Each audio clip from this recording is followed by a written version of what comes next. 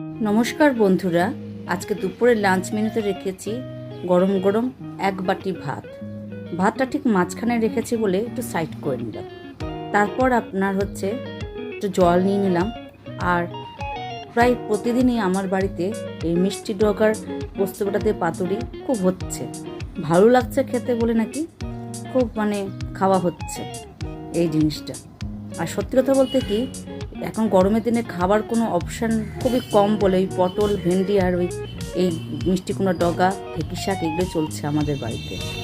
তারপরে আপনার চালতার আচার, বৈশাখী মেলায় গেলে অবশ্যই এই চালতার আচারটা খাবেন, অদ্ভুত টেস্ট, আমার তো খুব ভালো লাগলো।